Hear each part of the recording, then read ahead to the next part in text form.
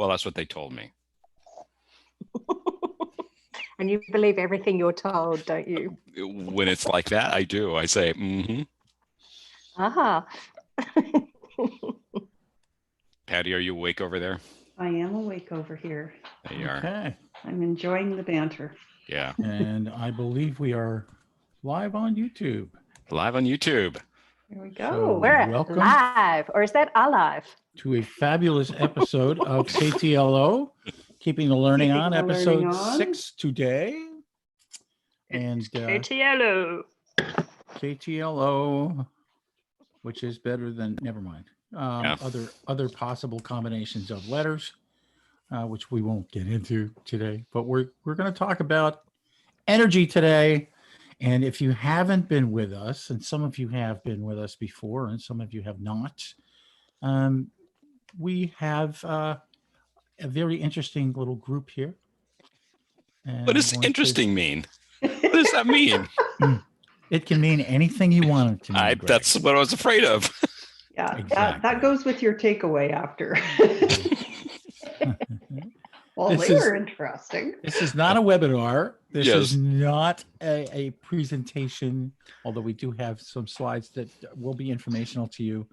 And you should be seeing our happy little faces on here. We are all on LinkedIn, Patty, Greg, Simone, and Roy. We're happy to communicate with you. We are on Zoom right now. So if you'd like to connect to the Zoom meeting, if you're on LinkedIn, you can find the meeting link, and we'd love to have you join us. So it'd be great to communicate. And you can chat, or there we go. Ask outrageous questions. You can. You can. So today's episode is keeping the energy up. And we're going to talk about some of the reasons that we might have to really concentrate on keeping the energy up these days. I, for one, will take the first run at this. A lot of people, other than myself and including me, have not great sleep these days. It's difficult to sleep through the night, wake up with your brain going about 100 miles an hour, and you're doing different things from what you usually do. You don't have the same start up in the morning. You don't have the same ending at night as you've been used to, perhaps.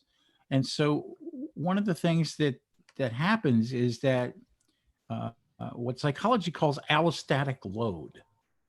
An allostatic load, good morning, Train, by the way. Allostatic load happens when you It's the 10:04 and it's right on time. It is the 10:04 and it's right on time. It's amazing how that happens. Yeah. So allostatic load is just chronic fatigue. Basically, it's the long-term effects of continued exposure to chronic stress, to quote the verbiage exactly. And it is difficult to relieve unless you can change some things about how you're doing business these days. And so I think we're all suffering from a little bit of this. And today we're going to talk about that and maybe some of the ways that we can alleviate that and keep our energy up, and why we should be thinking about that, and what are some of the elements involved with that. And so Simone, I think you have some things to say about this particular phrase, wear and tear, rest and repair. Oh, absolutely. It's quite interesting that in many of the training courses that we do, even in IT and others, there's always something around stress management. And they tend to talk about wear and tear and, what stress levels are and all the rest of it. And we often forget that there's two types of stresses. There's eustress and distress. There's good stress and there's bad stress. When you think about eustress, that's kind of the wear, when you're sort of feeling in the zone and we're up and we're moving and we're running and doing what we've got to do and feeling productive. So that's really cool. So imagine you're, at the beginning of your work period or whatever, and we're like, yeah, okay, we're moving, we're going up and up and up and up. But we get to a peak point, and at that peak point, for whatever it is for yourself, now we start moving to the tear mode. we're actually starting to eat away into our energy reserves, into our system. And the difficulty with that is that's okay, but for a certain period of time. What we have to be aware of is that the brain is actually dumping chemicals into our system to enable us to keep going. You know how people often get sick when they go on holidays? You know, they're fine at work and all of a sudden they got a day off. The next morning they wake Absolutely. up and just like down and out for the count. Or brides are sick on the honeymoon. Yep. Yeah. So clearly just keep working. Don't ever Just take keep a break, working, right? don't ever 'Cause take then- a break. Yeah. Right. Because the thing is, the brain is actually finally saying, oh my God, Right. you've given me the chance. I can actually start moving into what we call rest and repair mode. But think about it, because if you keep going at a particular level, if it's a straight line, you keep pushing, all that adrenaline's getting punched into your system, but it becomes toxic because you're not releasing any of it. You just get like a high level cortisol buildup. sportsman. Yeah, Yeah. your cortisol buildup is just massive, and you'll crash and burn. Sure. I've done it. There'll be other people on that'll be listening to this. They've done it. Crash and burn is the ultimate of this, and it takes an awfully long time to come back from in recovery when you've hit So, that you know, level. One thing that I was thinking when Roy was talking about the allostatic load is we're in this crisis, the virus and locked in quarantine, et cetera, and we're working differently. But the thing is, I don't know that we've done a lot of talking about as a society that there are some people whose lives, based on their responsibilities, their and others' health and situations that they're in, that they're operating right here, right up at the threshold. And then on top of that, there's this large thing here, and I think that there's some things that are discretionary, like I can choose to take a day off, from work. But there's some things in your life, your mother has cancer, other situations, you don't get to take a break from that, and so you can't unstress or unload from that one. Well, and I this think is that's the part of interesting this. thing, because what's happening, and there's a lot of research around this, working at what we call working under the influence. There's a lot of medical research around sleep patterns and awake periods and what it's causing us when you are working for long periods without moving into a rest and repair mode. And basically, I mean, I'm sure we'll all enjoy this. I do enjoy one every now and again too. But the thing is that you're actually working at double the legal driving limit, because that's the chemicals the brain's dumping into the system. The worst part about that is you didn't even have the fun to get there. But right now, we're not just working at those levels. We've been asked to do something completely different. But it's layer on layer. A new piece of news, a new piece of information, more stress. Everything's changing about what we know about the pandemic and the virus that's causing it, because we didn't know enough about it to start with. And so we're all trying to find out information. What's right? What's wrong? How do I do this? Some places are opening up. Do I go out? Do I not go out? How do I? And then you're balancing that with this additional layer of that workload with excess. Well, interestingly, with the cycle, if you like, and it is a cycle, wear, tear, rest, and repair. It's what we need. But people will go through it at different cycle rates. So for some people, they can handle really long periods of time without moving into rest and repair.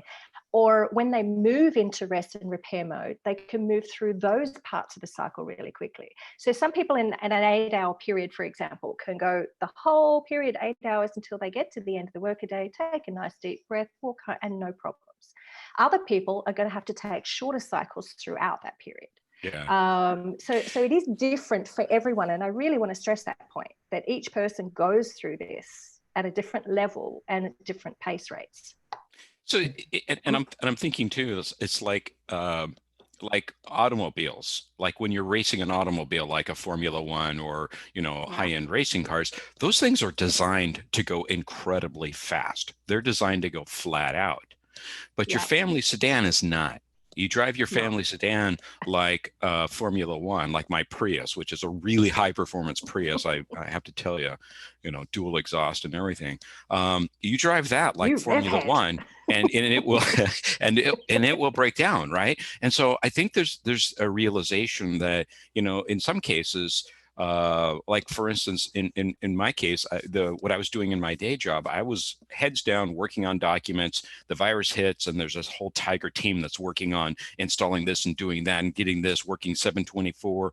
Having daily stand-ups and stand-downs at the beginning and ending of each day. And I literally texted the second most powerful IT person in my organization, and I said, it's really rough being here on the sidelines. Put me in, coach. That's literally the text I sent. And then 24 hours later, I was in that because I wanted to. I missed that. I wanted to be part of that. And now I'm wearing out. Got energy. Yeah, but you also got energy from that. Oh, I got a lot of energy out of that. Yeah. So you obviously were in the wear mode. Right. But at what point did you shift into the tear mode? And that's a really important thing to recognize. It doesn't mean you don't go through the tear mode, but the way we manage that does. Because we're electrical biomechanical beings, right? That's basics of the human body. So our batteries that we have, and basically there's 4 different energy cells, if you want to think of batteries. We've got our physical energy, our mental energy, which sometimes can push us past what we thought our physical limit was. Right. You've got the emotional energy, which is actually driving that underneath, because that's part of our beliefs and values, etc. And then we've got our spiritual energy, sitting around that, us as a being, who am I kind of stuff. And all 4 of those energy cells are interconnected. So as we, bleed into one, as we start taking energy from one, we're starting to deplete the others. Mm-hmm. So in the end, we're end up eating into our reserves. So moving into rest and then repair mode is really important, because you cannot repair unless you have moved into rest. I think I think as you work through the wear, tear, rest, and repair, we're going through a series of adventures, and we've talked about that in past episodes, how that fork in the road takes us on multiple adventures. And every week, even though there's new information, there's always some other hills to climb, unexpected, weird encounters, strange foes. Every adventure includes those things. And so we're trying to find the balance ourselves, but then we're also living in the unknown. And so all of that unknown is causing this need to feel like I have control, so I'm going to define the scenario. And we really don't know how work is going to be, how school is going to be for our kids, how things are working out and going to pan out as we begin bringing things on. We're still nervous about how that's going to impact our family. So we start getting, Roy put up anticipatory vigilance. We're anticipating, and we're vigilant in anticipating, how is this going to impact me? What are we going to do? What choices are we going to make? How are we? So we've been going on that wheel of wear and tear. And then we're adding these scenarios, some of which we're just making up because we don't know. And that vigilance, that constant vigilance, is the insomnia. It's the lack of sleep. It's the, how is this going to pan out? And we have a lot of people in strife right now. We have people who are living the fear of great loss in their lives because of the shutdown. So they're constantly engaged in the limbic system then, aren't they? Yeah. I mean, that fight, flight, freeze mode is constantly being pinged. Yeah, and we're constantly trying to imagine how to get out of it, what we're going to do, what are the solutions, how are we going to answer the question of our lives, and it causes this excess brain load. And then we add to that then what Roy was talking about is this continued exposure to stress, which includes the things we're asking of our people at work. Right, Roy? Yeah, it's we have to be very careful about what we take on, and there are things that we have to resist. And one of the things that I talk about a lot is any voluntary program that involves your employer is, how voluntary is that, right? Oh yeah, you can take part in this program. It's It's the 15 pieces of flair from the movie Office Space. Nice reference. All right. It's that. It's. Do you really get it? Are you really do you- on board? Yeah, that's exactly right. So do you have to participate in the weekly yoga class and the happy hour and the walk time and all the other things that and the exactly so. And so many people are trying to homeschool, trying to have their home life in one piece, trying to get work done, trying to do this, and at some point you have to put your hands up and say, okay, stop. Yeah. I'm going to go sit in a closet in a fetal position for about an hour. But sometimes that's a what you have method. to It do. works. Absolutely. Sometimes that's what you have to do is put the Chaos pillow over your head, coordinator. curl up, Yes. and turn the world off. And I think For that's sure. important. Yeah.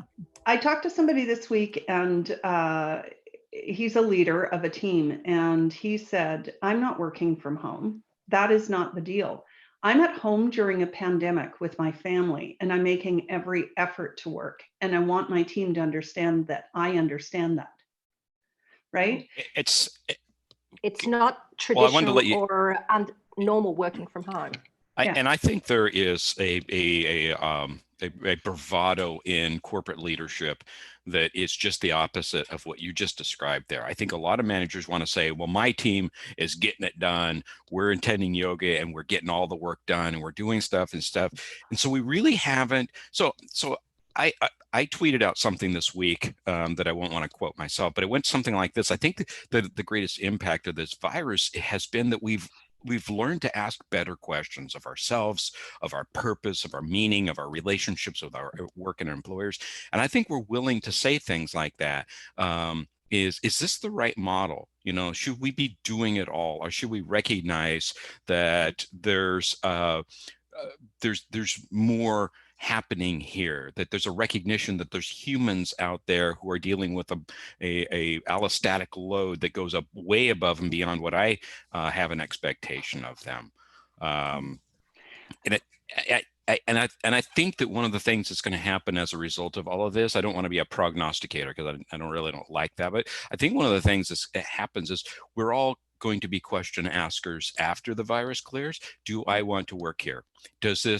Is this really aligning with who I am, who I want to be when I get to the end of this journey, Patty? That's something that we brought up in the fork in the road, is I don't know where we're going, but I know what I want to be. And I think our idea of who we want to be is starting to come clear.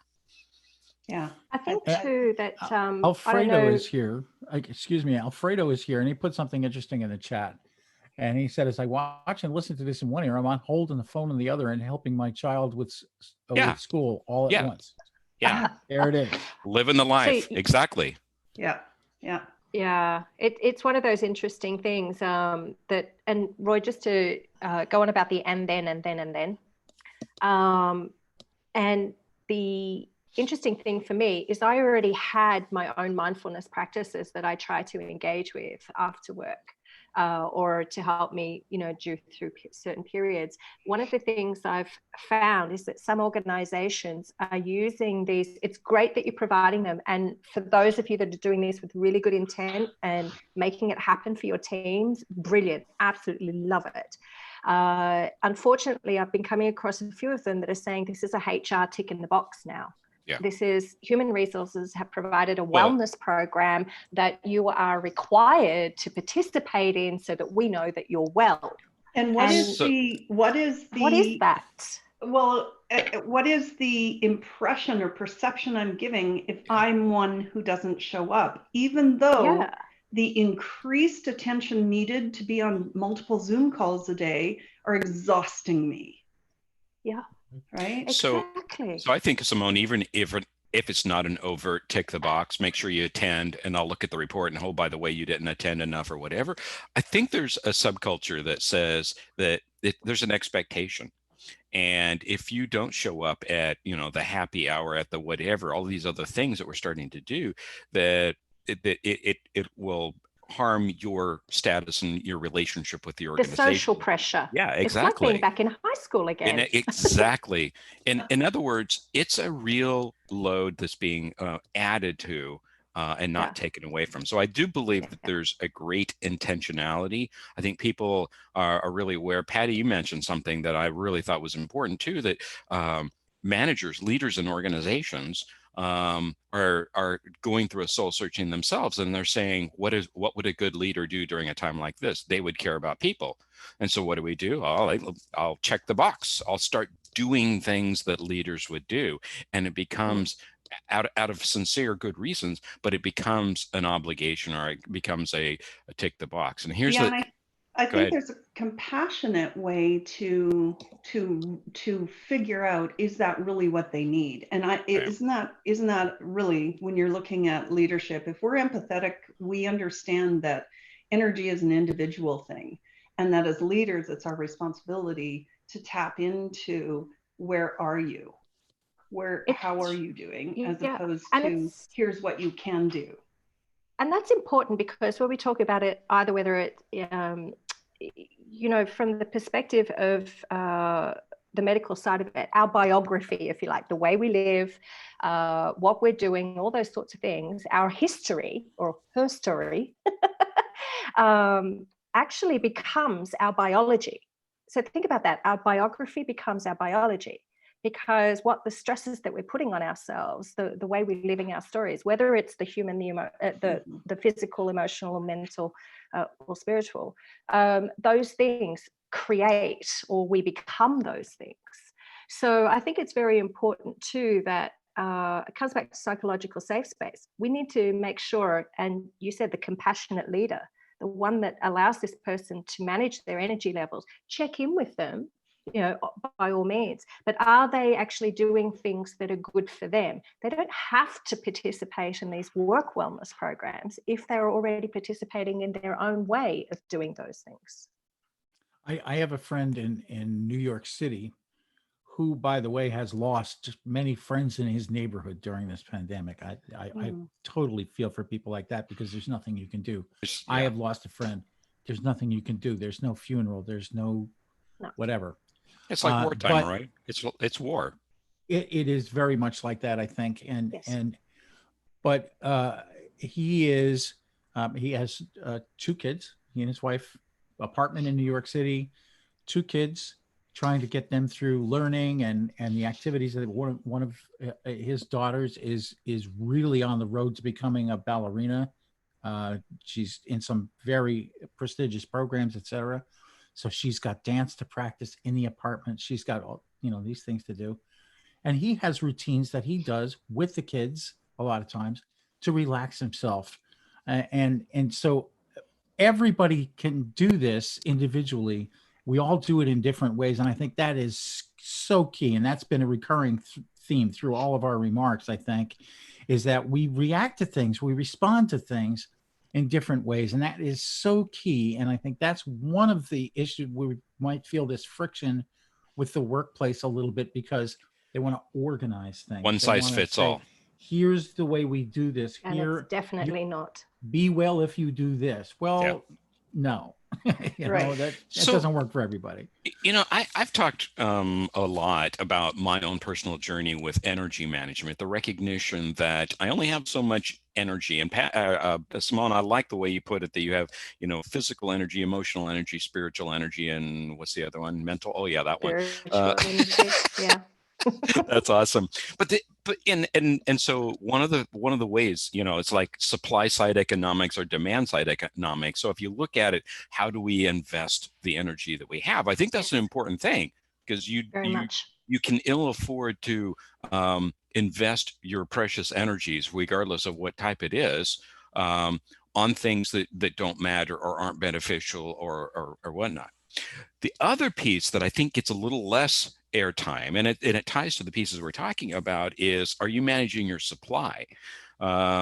So we start asking ourselves questions of like, am I availing myself of the kind of things that feed me energy, like eating properly and balanced, managing my sleep as best I can, getting physical exercise, all of those things help feed you. Go sit in the woods and listen to nature. Those are all things that feed us. And I think, we talk a lot about managing tasks and having task lists, and that's very, kind of corporate, like, that. But this whole idea that sitting in the woods is part of me being a whole person, you're not going to hear a lot of that in the boardroom. You're going to hear a lot about performance and execution and metrics and all that sort of stuff. And so I'm really starting to shift my focus, even in the last 6 weeks, over to the, how do I make sure that my supply is well fed? Yeah. And I think this is, sorry, Roy, go ahead. No, that's okay. I was just going to say that it shouldn't need to be said, but it does need to be said that we are responsible for our own sense of well-being and our own ability to recharge. We have to find the places where we plug in and get energy back. And if that's activity, if that's sitting in nature, if that's listening to music, if that's whatever it happens to be, that's what it is for us. And we need to make time to be able to do that. Somehow we have to carve that little bit of time out and get some of that energy back, because if not, we're going to burn ourselves out and crash, right? How often have we talked about, like Greg, you mentioned the word performance, and how often have we talked about over the last year and a half about how performance isn't attendance. Performance is actually how we deliver. And so if we're looking at delivery, we can say, hey, I don't care how you do it, when you do it, what time of day you do it. Right. This is what we need. And if you can meet that need, do it your way, instead of trying to pre-program as leaders what that looks like for them in their lives, and especially right now.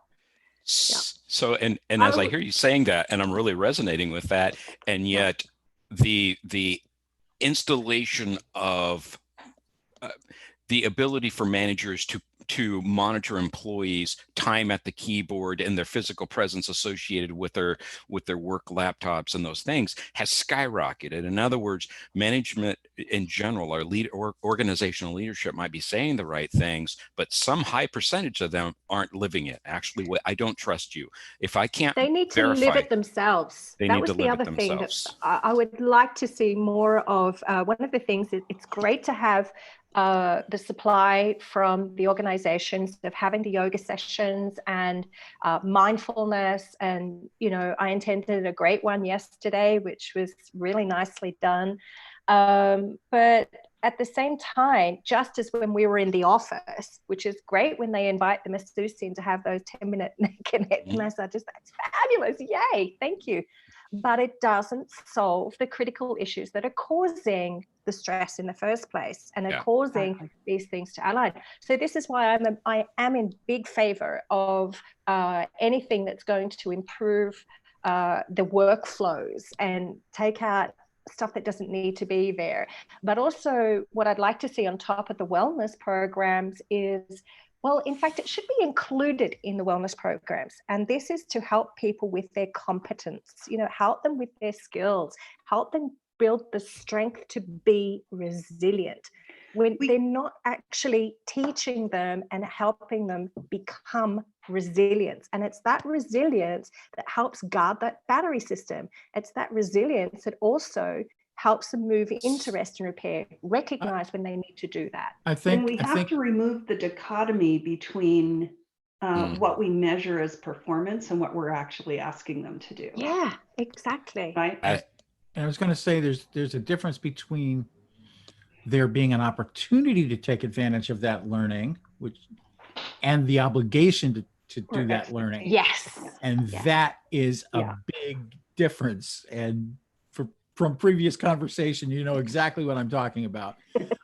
But to require things to happen, and that's the fine line. Again, people who are in positions of power tend to forget that when they say something like there's a wellness session, it implies that you are expected to attend. And there's a great story about this. It goes back to Gerald Ford when he became president after President Nixon resigned. And a reporter asked him, he said, when did you first realize the power of the presidency? And, you develop your own expectation about what the answer might be. And he said, when they took down the tree outside. And the reporter said, what do you mean? And he said, I was looking out the window one day and I said, if that tree wasn't there, there'd be a better view of the Washington Monument. The next morning, the tree was gone, because that expectation, the power speaks to that expectation that, I said the tree should be gone. When in fact, that's not what he was just musing about, the fact that the tree was there. And yet, if he had have seen a bird's nest there, he might have decided different. Yeah. He didn't want the tree down at all. He just said it was, but because he's in a position of power. So I think that people who are by title leaders have to be very careful. They have to be mindful about what the expectations are. So, Patty, when you were talking about performance, one of my kind of areas of study in this field has been in the whole idea of high performance IT acceleration, and that includes things like Agile, like DevOps. And I know that we don't want to talk about the nuts and bolts of what we do in our daily lives, but here's the thing. There's a lot of people talking about DevOps and about how that's accelerating time to value and getting features and moving very, very fast. And a lot of the guidance is given as that's normative for all organizations everywhere. Everyone can be doing a better job by following the principles of DevOps, blah, blah, blah. The piece that's missing from so much of that and brings it to our topic here is those that are rocking it in DevOps, they have environments, cultures, leadership, and the instrumentation. They are engineered to produce that level of results. So for smaller organizations who don't have that, that's like driving your Prius at 120 miles an hour for 4 hours. You're going to strain the system. It is not engineered for that level of performance, but we ask it to. So here's the one thing you will always find, that in general, people will meet performance measures long before they will meet their or before they will go above and beyond, because that's how their career is driven within that organization. Yeah. So what we measure is where people will work to. And if what we measure is different than what we're saying we'd like people to do, then we have a conflict as leaders and as an organization in our ability to get to where we're trying to get. You can drop any of those agile opportunities in front of someone and say, hey, go to it. But if your performance measures are different, you're never going to achieve it. Yeah. And I would add to that the chaotic element, that if you're said, this is what the expectations are, this is what we want you to do, and when you do that, you produce results and they say, no, that's not right. Or worse yet, no, you've done a bad job. You've failed here. You did that. You moving at that speed, you caused our business to be impacted by implementing things that didn't work or whatnot. And then you stand back as an individual in that organization and go, oh, so you said this is what we were trying to do, but actually it's this. And that shell game of trying to figure out what the game actually is becomes a source of stress in and of itself. It's like, hey, when you guys figure out what you want me to do, I'll be happy to do it. But meanwhile, so it actually energy sucking. Exactly. Right? Thank you. That's exactly right. That's so much like I mentioned the Huna principles the other week, and that reminds me of Manawa, which is living in the present. Because that's what we're dealing with right now. What do we do now? Patty, you said it last week, in this second, in the next, in the next minute, and all of that kind of stuff. What do we do? And living in the present really is, we're not wasting our energy with that vigilance. We're not wasting our energy planning for a future that we're not quite sure what's going to happen. Imaginary scenarios. Putting our energy into what we need to be aware of right now and manage what is right now. And that comes back to Makia, which is, being purposeful with where we put our energy. Energy flows where attention goes. So where we put that attention, that's where your energy is going to flow. So we need to guard our thought patterns. We need to focus on where it is that we want to make the most difference for ourselves first. You have to look after your own health. If you don't look after your own health, you can't look after the health of others. And I think a very logical outcropping, Roy was talking about this earlier, a very logical outcropping of you being responsible for you. I manage me, you know, CEO me, whatever. There's a lot of models to think about how you're responsible. I think that includes asking yourself, and I'm not hinting at anything, but those good questions include, am I where I need to be who I want to be? Am I able to achieve the right balance? Am I able to make the contributions to the industry, to the world, to make the better place where I'm at now? Or do I need to make a change in what I'm doing? And I think for me, that's a big kind of outcropping of the path that I've been down in the last however long here is it's up to me. I'm not a victim of this circumstance. I'm not a victim of what I've been through or where I've walked or the circumstances that have grown me, or those circumstances that have done a number on me, and in that I grow. I'm in charge of what I do here forward. I'm in charge of what I do a minute from now, 60 minutes from now, and 24 hours from now. We're in charge of our own reaction. Our friend Greg, our friend Greg Gregory, who is a speaker and trainer as well, tells a story of his high school principal. And it's called 10 Little Words. And the 10 little words are, if it is to be, it is up to me. And that was, like that. Isn't it good? And I will send you a link to the video of him talking about that. But that was his principal's motto. And he said it over and over again to the students. If it is to be, it is up to me. 10 little words. And that's pretty much what we're getting back to over and over again. Yeah. So Simone's, when you get to repair, so that quieting yourself, that importance, you know, you guys have mentioned a couple of times the what am I going to do? But the audience, I don't think that hears us has heard that one. So when I'm coaching somebody through stress, through any of the work stresses, the question I ask them are, what are you going to do to take care of yourself in the next minute, in the next 30 minutes, in the next 24 hours, because you are needed. So as an executive leader, it is your job to be in charge of all these people. What are you doing to take care of yourself first so that you can?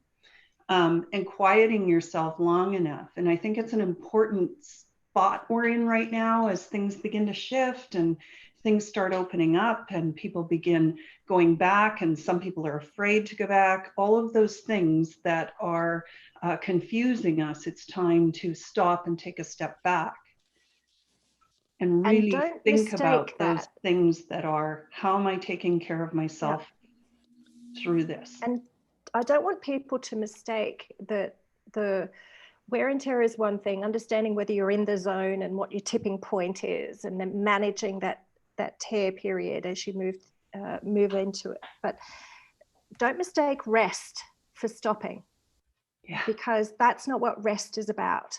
Rest is about resting the body, or resting the mind, or resting the heart, okay, or resting the soul, whatever it is that is needed, because as many of you pointed out, some people are going through incredibly emotional times right now.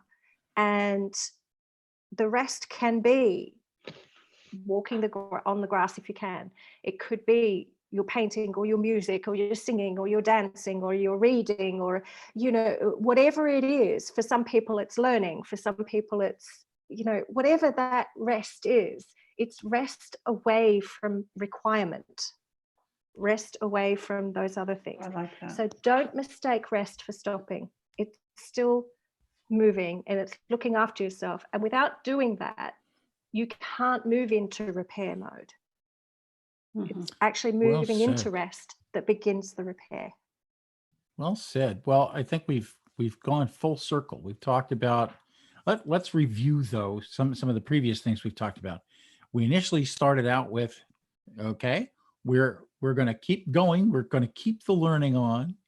And what does that mean for us? We're going to take some steps, and then we come to a fork in the road and we have to make some decisions. We decide to embark on the adventurer's journey, but the adventurer's journey is hard. It's difficult. It's uphill. It's all of those things.